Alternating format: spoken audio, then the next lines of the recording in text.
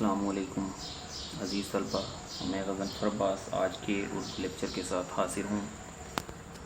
عزیز طلبہ، پچھلے لیکچر میں ہم نے سبق ہجرت نبوی مکمل کیا۔ آج کے لیکچر میں ہم اپنا دوسرا سبق مرزا غالب کے عادات و خصائل پڑھیں گے۔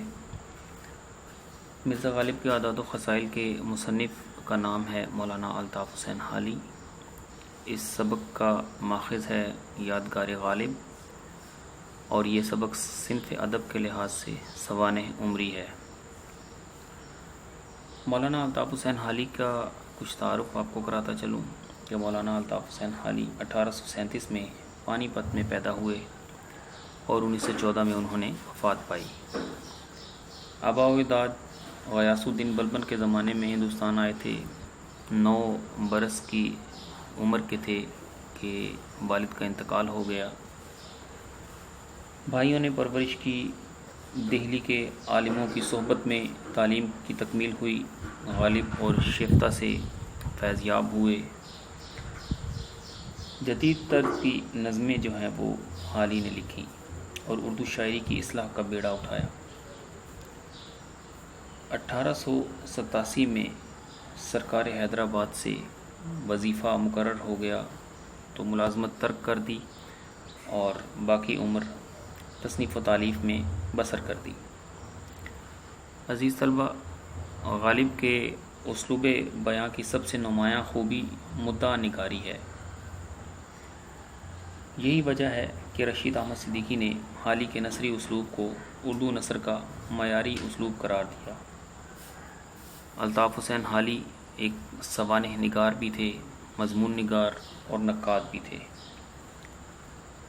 اب ان کی کچھ تصانیف کی بات کر لیں کہ الطاف حسین حالی کی مشہور تصانیف میں حیات جاوید، یادگار غالب، حیات سعدی، مقدمہ شعر و شاعری اور مد و جزر اسلام شامل ہیں۔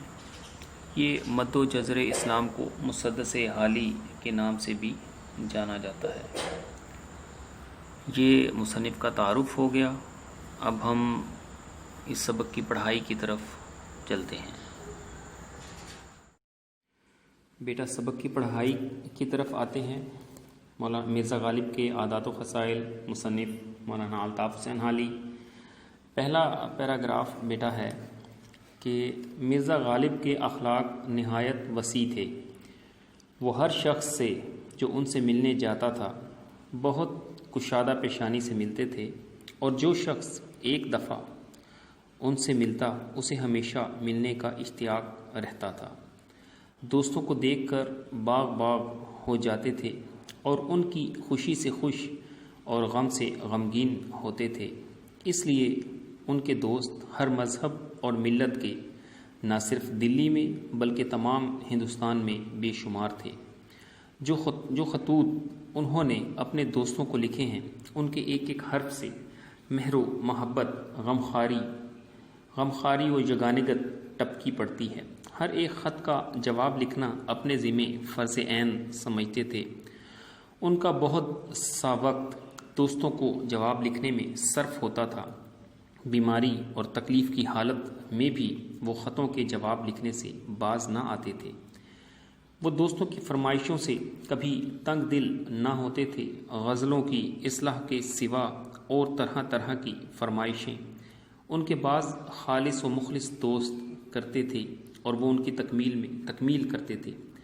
لوگ ان کو اکثر بیرنگ خط بھیجتے تھے مگر ان کو کبھی ناگوار نہ گزرتا تھا۔ اگر کوئی شخص لفافے میں ٹکٹ رکھ کر بھیجتا تو سخت شکایت کرتے تھے۔ یہ بیٹا پہلے پیراگراف کی ریڈنگ ہے، پڑھائی ہو گئی۔ اب میں آپ کو اس پیراگراف میں آنے والے مشکل الفاظ جو ہیں ان کے معنی بتا دیتا ہوں، اور معنی جو ہے وہ یاد کرنا بہت زیادہ ضروری ہے، کیونکہ آپ جانتے ہیں یہ ہماری تشریح اقتباس میں آتے ہیں تو آپ نے یہ اچھے سے یاد بھی کرنے ہیں۔ پھر یہ پہلے پیراگراف کے مشکل الفاظ کے معنی یہ ہیں: وسیع، کشادہ پیشانی، خوش اخلاقی، اشتیاق، شوق، باغ باغ، خوش، غمگین، غمزدہ، مہر و محبت، محبت اور وفا، یگانگت، اتحاد، اتفاق، فرض عین، ضروری، لازمی، بیرنگ خط، بغیر ٹکٹ کے خط، وہ خط جس پر ٹکٹ نہیں لگا ہوتا ہے اور وصول کرنے والا اس ٹکٹ کی دگنی رقم ادا کر کے وہ خط وصول کرتا ہے۔ پھر ہے باز نہ آتے نہ رکتے تھے۔ یہ پہلا پیراگراف کے معنی ہو گئے۔ اس سے اگلے پیراگراف کی پڑھائی کرتے ہیں بیٹا۔ پیراگراف یہاں سے آغاز ہو رہا ہے کہ مروت اور لحاظ مرزا کی طبیعت میں بدرجہ غایت تھا، باوجود یہ کہ اخیر عمر میں وہ اشعار کی اصلاح دینے سے بہت گھبرانے لگے تھے۔ بائیں ہمہ کبھی کسی کا قصیدہ یا غزل بغیر اصلاح کے واپس نہ کرتے تھے۔ ایک صاحب کو لکھتے ہیں، جہاں تک ہو سکا احباب کی خدمت بجا لایا اور آ کے اشعار دیکھتا تھا اور اصلاح دیتا تھا۔ اب نہ آنکھ سے اچھی طرح سوچے اور نہ ہاتھ سے اچھی طرح لکھا جائے۔ مرزا کی آمدنی قلیل تھی مگر حوصلہ فراخ تھا۔ سائل ان کے دروازے سے خالی ہاتھ بہت کم جاتا تھا۔ ان کے مکان کے آگے اندھے، لنگڑے، لولہے اور اپاہج مرد عورت پڑے رہتے تھے۔ غدر کے بعد ان کی آمدنی کچھ اوپر 150 روپے ماہوار ہو گئی تھی اور کھانے پینے کا خرچ بھی کچھ لمبا چوڑا نہ تھا، مگر وہ غریبوں اور محتاجوں کی مدد اپنی بساط سے زیادہ کرتے تھے، اس لیے اکثر تنگ رہتے۔ اس پیراگراف کے معنی ہے بیٹا مروت اور لحاظ، اس کا معنی ہوتا ہے اخلاص۔ پھر ہے بدرجہ غایت، بہت زیادہ۔ پھر ہے باوجود یہ کہ، اس کے باوجود کہ، اور ایک لفظ اور ہے بائیں ہمہ، اس کا مطلب بھی یہی ہوتا ہے کہ اس کے باوجود۔ اس کے بعد ہے احباب، حبیب کی جمع دوست، اور آ کے اشعار وہ اوراق یا وہ ورق جس پر اشعار لکھے ہوتے ہیں۔ پھر ہے اصلاح، درستی۔ پھر اس کے بعد ہے سوجھے، سمجھ میں آئے۔ پھر ہے قلیل، تھوڑی، فراخ، کشادہ، سائل، فقیر۔ اس کے بعد ہے غدر، جنگ آزادی، 1857 کی جو جنگ آزادی تھی وہ۔ پھر ہے محتاج، ضرورت مند اور وسعت، طاقت، حیثیت، قدرت۔ یہ اس پیراگراف کے معنی ہو گئے بیٹا۔ اگلا پیراگراف بیٹا ہے کہ مرزا اپنے دوستوں کے ساتھ جو گردش روزگار سے بگڑ گئے تھے نہایت شریفانہ طور سے سلوک کرتے تھے۔ دلی کے عمائد میں سے ایک صاحب جو مرزا کے دلی دوست تھے اور 1857 کے بعد ان کی حالت سقیم ہو گئی تھی، ایک روز چھینٹ کا فرغل پہنے ہوئے مرزا سے ملنے آئے۔ مرزا نے کبھی ان کو مالیدہ یا جامہ وار وغیرہ چوغوں کے سوا ایسا حقیر کپڑا پہنے نہیں دیکھا تھا۔ چھینٹ کا فرغل ان کے بدن پر دیکھ کر دل بھر آیا۔ ان سے پوچھا، یہ چھینٹ آپ نے کہاں سے لی؟ مجھے اس کی وضع بہت ہی بھلی معلوم ہوتی ہے، آپ مجھے بھی فرغل کے لیے یہ چھینٹ منگوا دیں۔ انہوں نے کہا، یہ فرغل آج ہی بن کر آیا ہے، میں نے اسی وقت اس کو پہنا ہے، اگر آپ کو پسند ہے تو یہی حاضر ہے۔ مرزا نے کہا، جی تو یہی چاہتا ہے کہ اسی وقت آپ سے چھین کر پہن لوں، مگر جاڑا شدت سے پڑ رہا ہے، آپ یہاں سے مکان تک کیا پہن کر جائیں گے؟ پھر ادھر ادھر دیکھ کر کھونٹی پر سے اپنا مالیدہ کا نیا چوغا اتار کر انہیں پہنایا، اور اس خوبصورتی کے ساتھ وہ چوغا ان کی نظر کیا۔ اگلا پیراگراف بیٹا ہے جی، اس کے معنی ہے بیٹا مشکل الفاظ جو اس پیراگراف میں ہے۔ گردش روزگار، زمانے کی گردش مطلب خرابی حالات۔ عمائد، معززین، سقیم، خراب، چھینٹ، معمولی بیل بوٹے والا کپڑا۔ پھر ہے فرغل، روئی والا لمبا کوٹ۔ پھر ہے مالیدہ، یہ بھی ایک قیمتی کپڑا ہوتا ہے اور اس کے بعد جامہ وار، یہ بھی ایک پھولدار کپڑا ہوتا ہے، قیمتی، اچھا۔ اس کے بعد ہے حقیر، گھٹیا۔ پھر اس کے بعد ہے یہ چوغا، اس کا معنی ہوتا ہے لباس۔ پھر اس کے بعد ہے دل بھر آیا، افسوس ہونا، آنکھوں میں آنسو آ جانا۔ پھر ہے وضع، حالت۔ پھر اس کے بعد ایک لفظ ہے جاڑا، اس کا معنی ہوتا ہے سردی۔ پھر ہے کھونٹی، میخ، چھوٹی میخ۔ اس کے بعد ہے نظر، تحفہ، تحفے کے طور پر نظر کیا، تحفے کے طور پر دے دیا۔ اگلا پیراگراف ہے بیٹا کہ ظرافت مزاج میں اس قدر تھی کہ اگر آپ کو بجائے حیوان ناطق کے حیوان ظریف کہا جائے تو بجا ہے۔ ایک دفعہ جب رمضان گزر چکا تو قلعے میں گئے۔ بادشاہ نے پوچھا، مرزا تم نے کتنے روزے رکھے؟ عرض کیا، پیر و مرشد ایک نہیں رکھا۔ ایک دن نواب مصطفیٰ خاں کے مکان پر ملنے کو آئے۔ ان کے مکان کے آگے چھتا تاریک تھا۔ جب چھتے سے گزر کر دیوان خانے کے دروازے پر پہنچے تو وہاں نواب صاحب ان کو لینے کھڑے تھے۔ مرزا نے ان کو دیکھ کر یہ مصرع پڑھا، آب چشمہ حیواں درون تاریکی است۔ جب دیوان خانے میں پہنچے تو اس کے دالان میں بسبب مشرق رویا ہونے کے دھوپ بھری ہوئی تھی۔ مرزا نے وہاں یہ مصرع پڑھا، این خانہ ہما آفتاب است۔ ایک صحبت میں مرزا میر تقی میر کی تعریف کر رہے تھے۔ شیخ ابراہیم ذوق بھی موجود تھے۔ انہوں نے سودا کو میر پر ترجیح دی۔ مرزا نے کہا، میں تو تم کو میری سمجھتا ہوں مگر اب معلوم ہوا کہ آپ سودائی ہیں۔ اگلے پیراگراف جو ہے اس کے معنی ہیں بیٹا ظرافت، ہنسی مذاق، مزاج، طبیعت، حیوان ناطق بولنے والا جانور، لیکن اس سے مراد انسان ہے، حیوان ظریف ہنسی مذاق کرنے والا ہے جانور۔ اس کے بعد ہے بیٹا اس میں چھتا، چھت کا بڑھا ہوا حصہ۔ پھر ہے دیوان خانہ، مہمان خانہ۔ اور اس کے بعد یہ دو مصرے دیے ہوئے ہیں کہ پہلا ہے آب چشمہ حیواں درون تاریکی است۔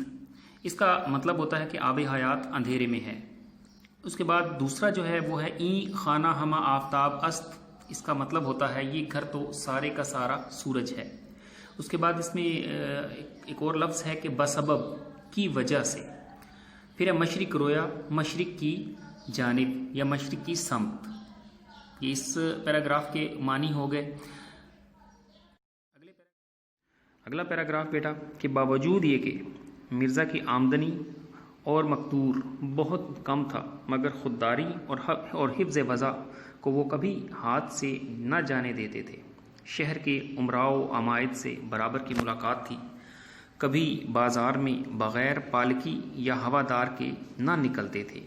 عمائد شہر میں سے جو لوگ ان کے مکان پر آتے تھے یہ بھی ان کے مکان پر ضرور جاتے۔ ایک روز کسی سے مل کر نواب مصطفیٰ خاں مرحوم کے مکان پر آئے۔ میں بھی اس وقت وہاں موجود تھا۔ نواب صاحب نے کہا، آپ مکان سے سیدھے یہیں آئے ہیں یا کہیں اور بھی جانا ہوا تھا؟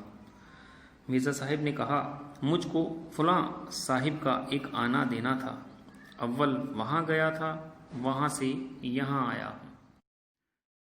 جی تو اس پیراگراف کے معنی بھی آپ کو بتا دوں بیٹا کہ مقدور کا مطلب ہے طاقت، حیثیت، قدرت۔ پھر ہے خودداری، عزت نفس۔ پھر ہے حفظ وضع، وضع داری کی حفاظت، رکھ رکھاؤ۔ پھر اس کے امراء و عمائد، امیر اور معزز لوگ، پالکی، ڈولی یہ ایک سواری ہے، اور ہوادار یہ بھی ایک سواری ہے، پالکی ہی کی طرح سے کہ جس کو ایک ایسی سواری کہ جس کو کہار اٹھاتے ہیں۔ پھر اس کے بعد ہے اس میں ایک اور لفظ، اس سے اگلا پیراگراف جو ہے بیٹا اس کے معنی میں بتا دیتا ہوں آپ کو۔ جی تو اس کے بعد ہے بیٹا کہ ایک دن دیوان فضل اللہ مرحوم چرٹ میں سوار مرزا صاحب کے مکان کے پاس سے بغیر ملے نکل گئے۔ مرزا کو معلوم ہوا تو انہوں نے ایک رکا دیوان جی کو لکھا، مضمون یہ کہ آج مجھ کو اس قدر ندامت ہوئی ہے کہ شرم کے مارے زمین میں گڑا جاتا ہوں۔ اس سے زیادہ اور کیا نالائکی ہو سکتی ہے کہ آپ کبھی نہ کبھی تو اس طرف سے گزریں اور میں سلام کو حاضر نہ ہوں۔ جب یہ دیوان جی کے پاس پہنچا تو وہ نہایت شرمندہ ہوئے اور اسی وقت گاڑی میں سوار ہو کر مرزا صاحب سے ملنے کو آئے۔ اس کے معنی ہیں چرٹ رتھ، یہ بھی وہ ایک پالکی ہی ہے، پالکی ہی کی طرح کی سواری، ڈولی، وہ سواری جس کو کہار مل کر اٹھاتے ہیں۔ پھر ہے رکا، خط یا چٹھی۔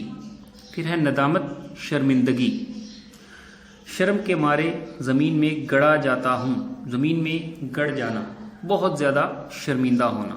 یہ اس پیراگراف کے معنی ہو گئے بیٹا۔ اگلا پیراگراف بیٹا کہ فواکہ میں آم ان کو بہت مرغوب تھا۔ آموں کی فصل میں ان کے دوست دور دور سے ان کے لیے عمدہ آم بھیجتے تھے اور وہ خود اپنے بعض دوستوں سے تقاضا کر کے آم منگواتے تھے۔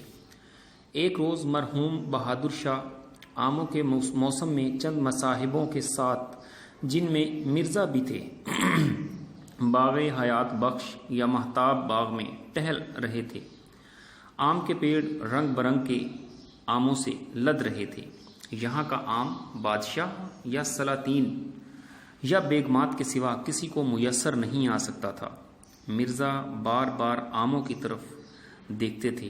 بادشاہ نے پوچھا، مرزا اس قدر غور سے کیا دیکھتے ہو؟ مرزا نے ہاتھ باندھ کر عرض کیا، اس کو دیکھتا ہوں کہ کسی دانے پر میرا اور میرے باپ دادا کا نام بھی لکھا ہے یا نہیں۔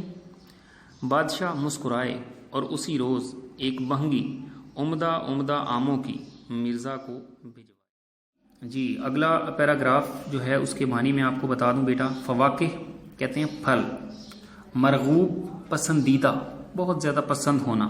پھر ہے تقاضا، مطالبہ کرنا، مانگ کرنا۔ مصاحبوں، ساتھیوں، باغ حیات بخش یا مہتاب باغ، یہ دونوں باغوں کے نام ہیں، شاہی باغ تھے۔ پھر ہے پیڑ، درخت، آموں سے لد رہے تھے یعنی آموں سے بھرے ہوئے تھے۔ پھر ہے سلاطین، سلطان کی جمع، بادشاہ مراد ہے۔ پھر ہے میسر، دستیاب۔ اس کے بعد اسی پیراگراف کی آخری لائن پر ایک لفظ ہے بہنگی، اس کا معنی ہوتا ہے بیٹا ٹوکری۔ اس کے بعد آخری پیراگراف ہے بیٹا کہ مرزا کی نیت آموں سے کسی طرح سیر نہ ہوتی تھی۔ اہل شہر تحفتاً بھیجتے تھے، خود بازار سے منگواتے تھے، باہر سے دور دور کا آم بطور سوغات کے آتا تھا، مگر حضرت کا جی نہیں بھرتا تھا۔ نواب مصطفیٰ خان مرحوم ناقل تھے کہ ایک صحبت میں مولانا فضل حق اور دیگر احباب موجود تھے اور آم کی نسبت ہر ایک شخص اپنی رائے بیان کر رہا تھا کہ اس میں کیا کیا خوبیاں ہونی چاہیے۔ جب سب لوگ اپنی کہہ چکے تو مولانا فضل حق نے مرزا سے کہا کہ تم بھی اپنی رائے بیان کرو۔ مرزا نے کہا، بھائی میرے نزدیک تو آم میں صرف 2 باتیں ہونی چاہیے، میٹھا ہو اور بہت ہو۔ سب حاضرین ہنس پڑے۔ بیٹا سبق کی پڑھائی ہماری مکمل ہو گئی، تو اب ہم مشق کی طرف چلیں گے۔ آخری پیراگراف ہے بیٹا، اس کے معنی آپ کو بتا دوں۔ سیر نہ ہوتی تھی یعنی جی نہ بھرتا تھا، دل نہ بھرتا تھا۔ تحفتاً، تحفے کے طور پر۔ سوغات کا معنی بھی تحفہ ہوتا ہے، مگر حضرت کا جی نہیں بھرتا تھا کا معنی ہے دل نہ بھرنا۔ ناقل، نقل کرنے والا۔ رائے، مشورہ، تجویز۔ اور آخری لفظ ہے حاضرین، مطلب موجود لوگ، جو لوگ اس وقت وہاں موجود تھے، حاضر تھے۔ یہ بیٹا معنی جو ہے وہ پورے ہو گئے، پڑھائی بھی پوری ہو گئی سبق کی۔ اب ہم جو ہے وہ اس کی مشق کی طرف جو ہے وہ چلیں گے۔ مشقی سوالات کی طرف آتے ہیں۔ پہلا سوال ہے کہ مرزا غالب کیسے اخلاق کے مالک تھے؟ مرزا غالب نہایت وسیع اخلاق کے مالک تھے۔ جو شخص بھی ان سے ایک بار ملتا تھا وہ اس سے بہت کشادہ پیشانی سے ملتے تھے اور اس شخص کو غالب سے ہمیشہ ملنے کا اشتیاق رہتا تھا۔ دوسرا سوال ہے کہ دوستوں کو دیکھ کر غالب کی حالت کیا ہوتی تھی؟ دوستوں کو دیکھ کر غالب باغ باغ ہو جاتے تھے، دوستوں کی فرمائشوں سے کبھی تنگ دل نہ ہوتے تھے، ان کی خوشی سے خوش اور ان کے غم سے غمگین ہوتے تھے۔ اس کے بعد اگلا سوال ہے بیٹا کہ مرزا غالب کو کہاں کہاں سے خط آتے تھے؟ اس کا جواب ہے کہ مرزا غالب کو نہ صرف دلی بلکہ پورے ہندوستان سے خط آتے تھے۔ سوال نمبر 4 ہے بیٹا کہ اکثر لوگ غالب کو کس طرح کے خط بھیجتے تھے؟ تو اس کا جواب ہے کہ اکثر لوگ غالب کو بیرنگ خط بھیجا کرتے تھے۔ سوال نمبر 5 ہے کہ سائلوں کے ساتھ مرزا غالب کا سلوک کیسا تھا؟ بیٹا سائلوں کے ساتھ مرزا غالب بہت اچھا سلوک کرتے تھے۔ سائل ان کے دروازے سے بہت کم خالی ہاتھ جایا کرتے تھے اور سائلوں کی ہر ممکن مدد مرزا غالب کیا کرتے تھے۔ پھر اگلا سوال ہے کہ دوستوں کے ساتھ مرزا غالب کا سلوک کیسا تھا؟ دوستوں کے ساتھ مرزا غالب کا سلوک نہایت شریفانہ تھا۔ دوستوں کی اپنے تمام جو دوست تھے ان کی ہر ممکن ضرورت کے وقت ہر ممکن مدد بھی کیا کرتے تھے۔ پھر اگلا سوال ہے کہ مرزا غالب کے مزاج کی خاص خوبی کیا تھی؟ مرزا غالب کے مزاج کی خاص خوبی ظرافت تھی۔ اس سے اگلا سوال ہے بیٹا کہ مرزا غالب کو کون سا پھل پسند تھا؟ اس کا جواب ہے کہ مرزا غالب کو آم پسند تھا۔ پھر اس کے اگلا سوال ہے کہ سبق مرزا غالب کے عادات و خصائل کس کتاب سے لیا گیا ہے؟ اس کا جواب یہ ہے کہ سبق مرزا غالب کے عادات و خصائل مولانا الطاف حسین حالی کی کتاب یادگار غالب سے لیا گیا ہے۔ آخری سوال ہے کہ سبق مرزا غالب کے عادات و خصائل کے مصنف کون ہیں؟ تو اس کا جواب ہے کہ سبق مرزا غالب کے عادات و خصائل کے مصنف کا نام مولانا الطاف حسین حالی ہے۔ سبق کی معروضی کی طرف آتے ہیں بیٹا جو مشق میں دی گئی ہے، تو اس میں سے پہلا ہے کہ مندرجہ ذیل جملوں کو مکمل کریں۔ اور نمبر 1، مرزا غالب کے اخلاق نہایت وسیع تھے، دوستوں کی فرمائشوں سے کبھی تنگ دل نہ ہوتے تھے۔ پھر ہے خودداری اور حفظ وضع کو وہ کبھی ہاتھ سے نہ جانے دیتے تھے۔ پھر ہے فواکہ میں آم ان کو بہت مرغوب تھا۔ اس کے بعد ہے مرزا کی نیت آموں سے کسی طرح سیر نہ ہوتی تھی۔ اس کے بعد کثیر الانتخابی جوابات کی طرف چلتے ہیں بیٹا کہ مرزا غالب کے نہایت وسیع تھے، تو اس کا جواب ہوگا اخلاق۔ پھر ہے مرزا غالب دوستوں کی کن باتوں سے کبھی تنگ دل نہ ہوتے تھے؟ فرمائشوں سے۔ لوگ اکثر مرزا غالب کو خط لکھتے تھے، بیرنگ۔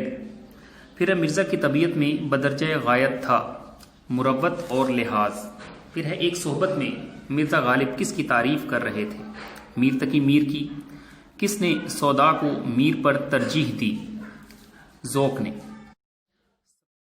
اس کی اگلی معروضی ہے بیٹا کثیر الانتخابی جو ہے، فواکہ میں غالب کو بہت مرغوب تھا، تو اس کا جواب ہے آم۔ اس کے بعد اگلا سوال ہے بیٹا کالم ملائیں۔ میں بتا رہا ہوں اخلاق وسیع، خوشی، غم، مذہب، ملت، مروت، لحاظ، بیرنگ، ٹکٹ، حیوان ناطق، حیوان ظریف۔ اس کے نیچے ہی ایک اور سوال دیا ہوا ہے بیٹا کہ مذکر اور مؤنث الفاظ الگ الگ کر کے لکھیں۔ میں آپ کو بتاتا رہوں گا کہ کون سا لفظ مذکر ہے کون سا مؤنث ہے۔ بیٹا پہلا لفظ ہے غم، یہ لفظ مذکر ہے۔ پھر ہے خوشی مؤنث، خط مذکر، مذہب مذکر۔ پھر ہے ملت مؤنث، حرف مذکر، غزل مؤنث، مروت، لحاظ دونوں مذکر ہیں۔ پھر ہے ٹکٹ مؤنث، حوصلہ مذکر، وضع لفظ جو ہے وہ مؤنث ہے۔ پھر ہے جاڑا، یہ لفظ مذکر ہے، اور اس کے بعد ہے ظرافت، یہ لفظ مؤنث ہے۔ جی بیٹا یہاں ہمارا جو ہے وہ سبق مکمل ہو گیا، تو آپ اب کوشش کیجئے کہ یہ سبق اس کے الفاظ کے معنی آپ کو مکمل طور پر یاد ہو جائیں، اس کی مشق جو ہے وہ مکمل طور پر یاد ہو جائے، سوال جواب معروضی جو مشق میں ہے جو مصنف کے تعارف کے لحاظ سے معروضی بنتی ہے وہ سب آپ تیار کر لیں۔ انشاءاللہ اگلی ویڈیو میں اگلے لیکچر کے ساتھ پھر آپ سے ملاقات ہوگی۔ تب تک کے لیے اپنا خیال رکھیے۔ اللہ حافظ۔